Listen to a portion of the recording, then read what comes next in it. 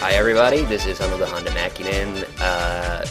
doing a little mini heat cast. So no, this is not a White Devil mini cast as such. This is just a little end of the year podcast where I decided to get in front of the microphone and just ramble on a little bit about He-Man related stuff before the holiday, before the year ends and everything. And I have one main topic for this particular little he-cast, if you will. But I also wanted to talk about a few other things related to the channel overall.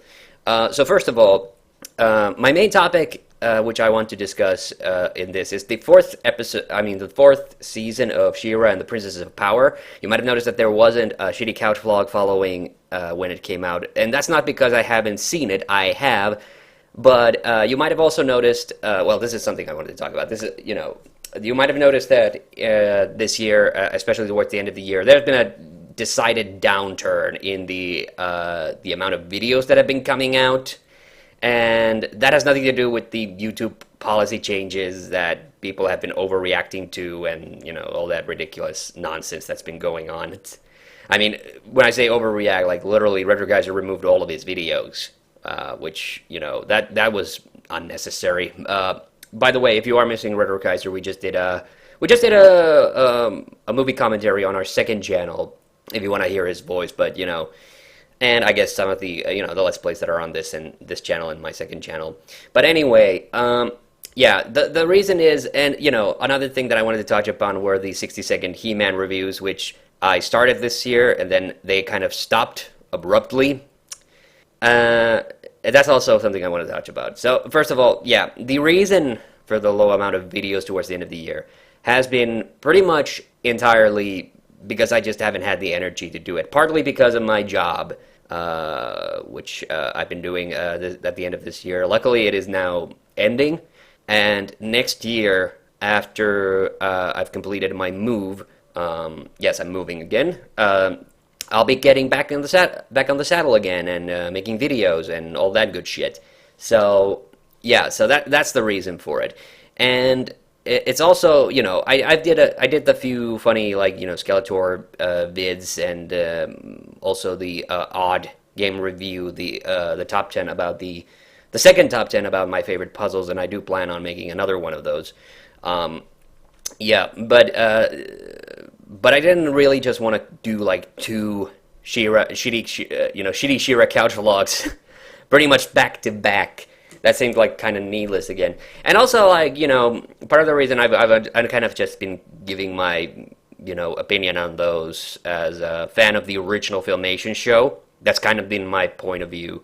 So people just remember that I was not part of the generation that actually played with the He-Man toys or anything like that. I was born too late for that. I am specifically the reason I always do videos about the Filmation cartoons is because I'm a fan of the Filmation cartoons. So what about the 60-second He-Man reviews? Yes, I started doing those.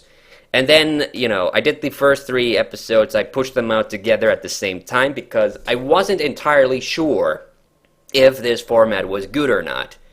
And it was actually very good. People seemed to like them, and I liked how they turned out, even though it was all the still images. The reason they are the way they are was to make them as easy for me to make as possible. And then I stopped doing them. Actually, I do have one. I think I have one 60-second He-Man review on the New Adventures of He-Man. I think I have one in reserve. I think I recorded the voiceover for it. I just haven't edited or anything. And it's just that I just ran out of. I kind of just ran out of energy doing those. But I do plan to bring those back because like I said, the official He-Man channel started posting those episodes, and I need to get back on the saddle again with those as well, and maybe do those. So yeah, they're mostly non-scripted reviews. I just have a list of my pros and cons, and then I just talk about them freeform for about a minute, and that's the whole idea and format for it. Yeah, so I'll be bringing that back at some point, and also before we get to the She-Ra thing, there is one other thing, and that apparently is that Netflix has announced a new He-Man cartoon. And of course, there was already a new He-Man related cartoon coming out. People might know that Kevin Smith has been working on a cartoon about Teela, which apparently is going to use some of the original Filmation cells. And that's I haven't said anything about that because I've been of the mindset of I'll talk about it. I'll talk about it if it comes out. I have no strong opinions about that. Overall, you might think that I would because it's not pretty directly related to the original Filmation show, but yeah, I'm until it comes out, I'm just not going to talk about it. The same way I haven't been talking about the new He-Man movie that they say is going to come in the near future. I'll talk about it if it comes out. That's the point. All right, it doesn't seem like Wikipedia has info on it, but they apparently announced that there's going to be a new He-Man series coming out on Netflix in the near future. And I gotta be honest, I'm a little bemused by this news. Like, don't get me wrong, I would love for there to be a new He-Man cartoon. I certainly did not expect for them to announce a new He-Man cartoon. But seeing as there seems to be no official confirmed information about anything at this point, it's a little hard for me to get excited about it because, and also because with this current ongoing She-Ra series, this is that's real. We have a She-Ra cartoon series ongoing right now, and the thing that I've been looking forward to this entire time, has been maybe getting a He-Man cameo in She-Ra and the Princesses of Power. So for them to just announce a separate He-Man property right now when we already have all this other shit on the sidelines, makes me wonder, like, well, how committed are they actually to doing this? Because, clearly the ball has started rolling for She-Ra and the Princess of Power, and it seems really good, and it doesn't seem to be stopping, and I'm happy for them. But why now? Why announce it now? Can we let the She-Ra show run its course? I'm sorry. I'm a little. I get a little. I get a little. Like I said, it's the same thing as with the Kevin Smith, cartoon. It'll be cool if it comes out, but I'm not even entirely sure that it will come out. There's a lot to do about it, but yeah, I don't know. So anyway, let's go finally and talk about the She-Ra Princess of Power Season 4, because that's really the main topic I wanted to talk about. And what did I think of the fourth season overall? I really liked it. I think this season fixed a lot of the problems I had with both seasons 2 and 3.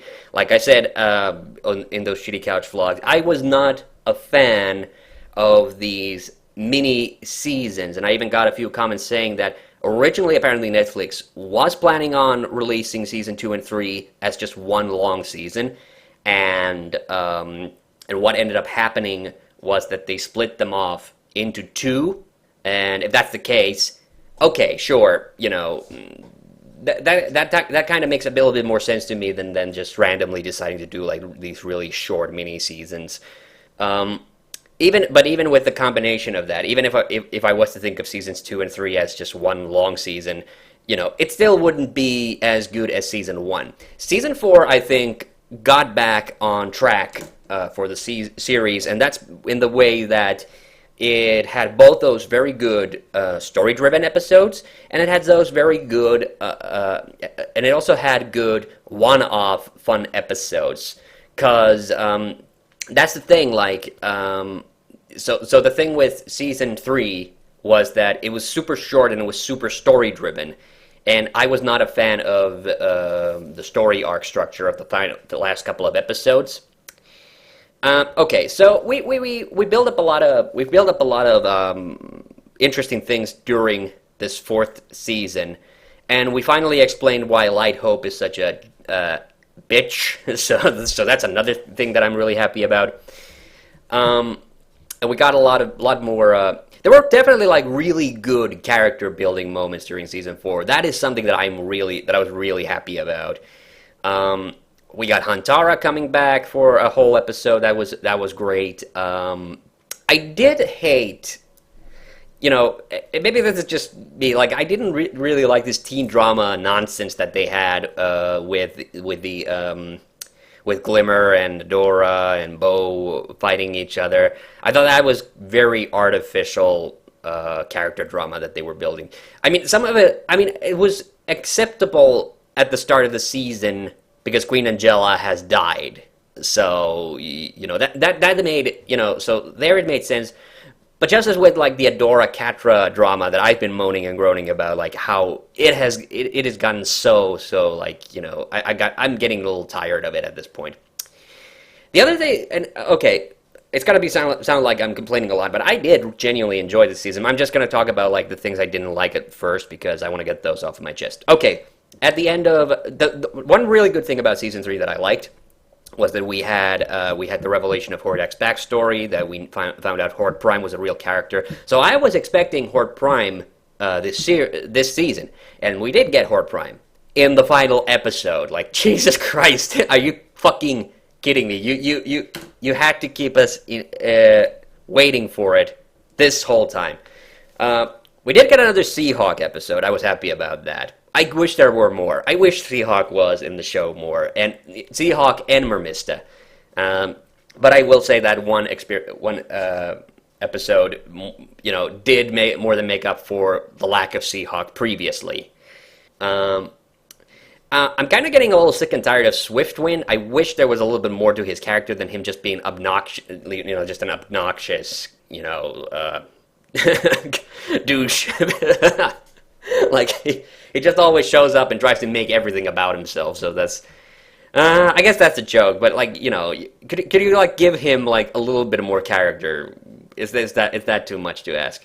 Oh, yes, and then the final thing, which was really annoying, we had a distinct lack of Entrapta, but we did get Entrapta towards the very end of the series, and the reason that upset me was, of course, because of Entrapdak. Entrapdak was one of my favorite things about Season 3, like this completely random character ship that just came out of nowhere, and I really liked, but no, of course, she only comes back towards the end, and she and Hordak don't ever get to, like, meet on screen during the season.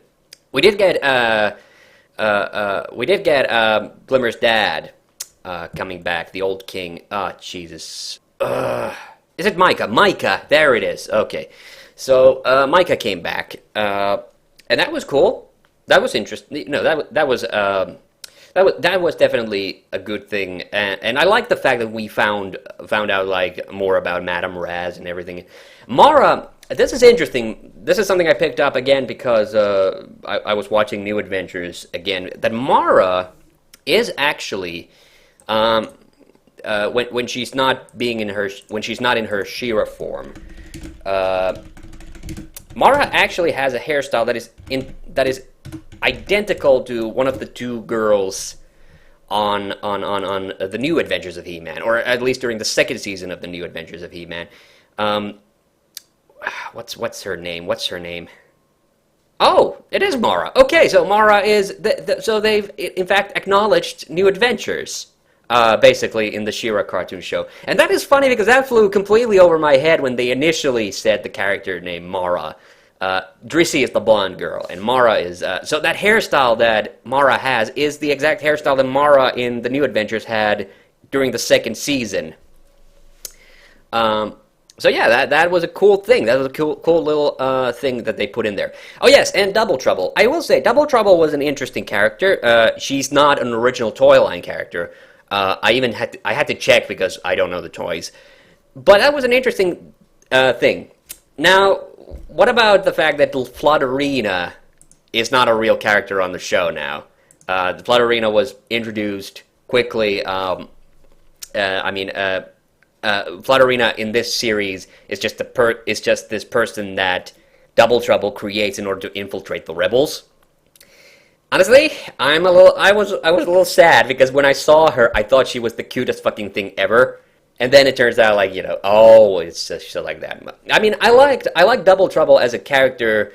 Unfortunately, I think Double Trouble kind of ended up becoming this season's whatchamacallit. I'm trying to draw a comparison to the previous seasons, that there's something that they introduced which I like, but then they never really went all the way with. Well, the thing is, Double Trouble is a prominent character, but she doesn't play too strongly. Double Trouble eventually tries to like play the rebels against each other, and that was cool. I like that. In the larger scheme of things, however, she turns out not to be like that central to the events, and that was kind of sad. Like she shows up to help Catra a little bit at the end, but it turns out that that she's doing that just for money. So that was a little. I was a little. I like the character. Don't get me wrong. I absolutely like the character. I also like that Scorpia. Oh yeah, Scorpia and Emily, one of Entraptor's little robots. I liked what was going on with them. There were, like I said, there was a lot of great character stuff during this season, and a lot of good, a lot of good funny episodes as well. The Mer Mysteries episode, yeah, I think they could have done better with that, but that was like a little nice little showing that they were still willing to put a little bit of comedy into the mix. And they opened up a lot of great things. I also like the fact that Hordak can now finally see through Catra's bullshit. And the finale did leave me kind of very excited for next season.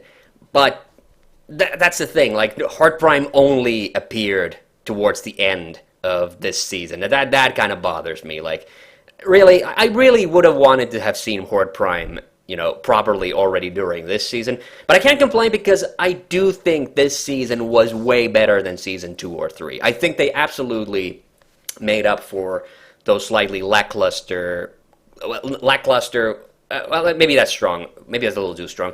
Those uneven previous 2 seasons, because the problem with season 3 was that there was a lot of fun. There were a lot of fun one-off episodes, not not a really good, strong central story arc. And the problem with the season 3 was that it did have a good, strong story arc. It just didn't, unfortunately. But they unfortunately kind of sacrificed individual characters. And not to say, and this season they found the balance of both, which was also in season 1. Now, I will say, I think I still prefer season 1 overall, because season 1 just got everything right out of the gates. They got him all. I still wish there would have been more Horsemen. Like, Double Trouble was a good addition. I like the character, as I said.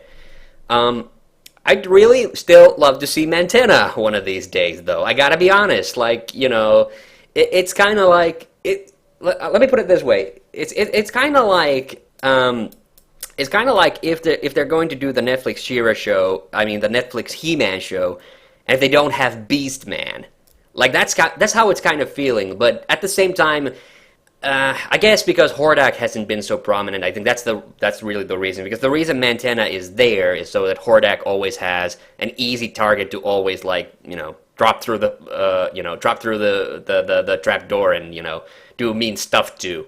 Like, the show has been so preoccupied with Catra as a character. That's the other thing. I kind of wish Hordak would have been more prominent this season, but at least they got him out of his funk, like he's going out. That was kind of surprising. Like, the Horde operation really picks up during this season. Like, they really start kicking the rebels' asses, and that was an interesting development. And, it definitely fixes a problem, that I have with the original Filmation show, which is where I don't get how the rebels, I don't get how the Horde has any hold on Etheria when, She-Ra and the company can, easily kick their asses. Yeah, so overall, Season 4, absolutely, I think this is the second best season of the series so far, and I'm looking forward to Season 5. Yeah, and that's really all I had to say about that. So that's not a super long little he-cast here, but I hope you enjoyed it. And yeah, more videos hopefully coming in 2020 once the holidays are over, my move is over, and I hope to get back to all of that good stuff. So until then, I'm Hando the Honda Mäkinen. See you on the next one. Bye bye. Oh, sorry, that's the wrong exit. I'm Hando the Honda Mäkinen, and until next time, I have the power, so can you.